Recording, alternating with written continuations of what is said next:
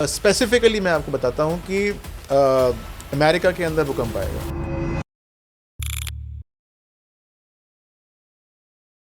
Astrologers कितने खुशकिस्मत हैं, उनकी 100 झूठी बातों के बीच बस एक बात सच निकल जाए तो वाह वाह हो जाती है। पर एक आम आदमी की 100 सच्ची बातों के बीच एक झूठ निकल जाए तो उनकी सारी की सारी क्रेडिबिलिटी खराब हो जाती है। दोस्तों, बेजान दारूवाला देश के सबसे बड़े एस्ट्रोलॉजर ने साल 2020 में कहा था कि कोविड खत्म होने जा रहा है, लेकिन हुआ बिल्कुल उल्टा। कोविड की लहर उसके बाद और तेजी के साथ बढ़ी। हेरोल्ड कैंपिंग बहुत बड़े एस्ट्रोलॉजर थे। उन्होंने कहा 2011 में दुनिया खत्म हो जाएगी, पर ऐसा नहीं हुआ। T20 world cup 2022 semifinal we lost against England.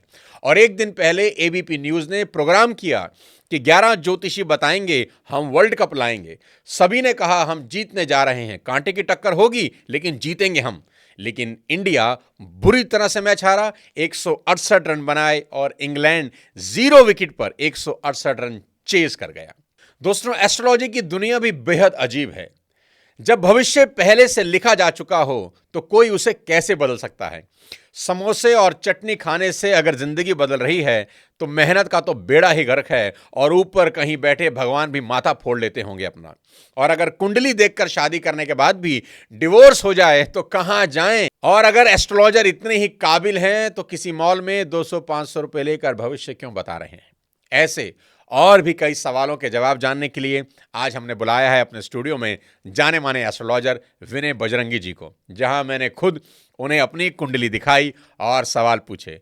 पुराने जन्म और भूत प्रेतों पर भी चर्चा हुई। मैंने दिल खोलकर सभी बातें करी और उन्होंने भी बाखूबी सभी का जवाब दिया। एंजॉय करिए नॉलेज से और हैरानी से भरे इस शानदार पॉडकास्ट को।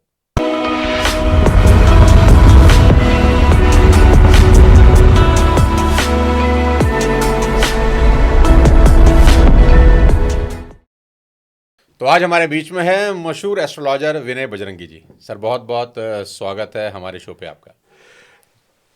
Thank you so much. बहुत सारे सवाल हैं जो आपसे पूछने हैं, मन में उछल उछल के बाहर आना चाह रहे हैं कि मैं तुरंत तुरंत सारे सवाल आपको दाग दूं। लेकिन पहला सवाल आपसे पूछूंगा विनय जी कि स्वागत। कहाँ से स्टार्ट हुआ और ये एस्ट्रोलॉजी कहाँ सीखी आपने। देखिए, ऐसे तो बहुत सारे कोर्सेज उपलब्ध होते हैं या थे मेरे को भी उपलब्ध, लेकिन बिना गुरु बनाए आपको ये ज्ञान प्राप्त नहीं होता।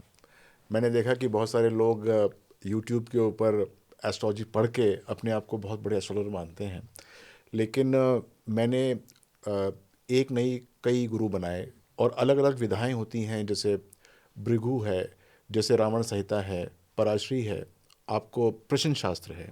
इन सब के लिए आपको अलग अलग गुरु बनाने पड़ते हैं, उनके सानिध्य में बैठना पड़ता है। और फिर जब वो आपके सामने किसी और की कुंडली बाँचते हैं तो आप वो सीखते हैं, जो वो महारत होती है वहीं से प्राप्त होती है। तो बिना गुरु के ज्ञान मिलना थोड़ा सा मुश्किल काम है। तो इन सब के लिए मेरे को 11 विधाएं आती हैं एस्ट्रोलॉजी की।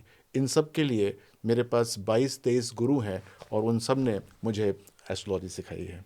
11 विधाएं। जी तो बहुत बड़ा दुनिया है एस्ट्रोलॉजी का, बहुत बड़ा संसार है एस्ट्रोलॉजी का। जी हम तो बचपन से ही ब्राह्मण परिवार में पैदा हुए, तो जी एस्ट्रोलॉजी की बातें होती ही थी। कोई भी शुभ मुहूर्त देखकर हर चीज़ की जाती है। तो मेरे मन में भी एस्ट्रोलॉजी को लेकर बहुत सारे सवाल हैं, और कुछ ऐसे सवाल भी हैं जिनका जवाब अभी तक नहीं मिला। इस उम्र में आते आते मौका मिला आज आपसे बात करने का, तो पूछूंगा। पहला सवाल आपसे विनय जी पूछना चाहता हूँ कि कुंडली किसको बोलते हैं।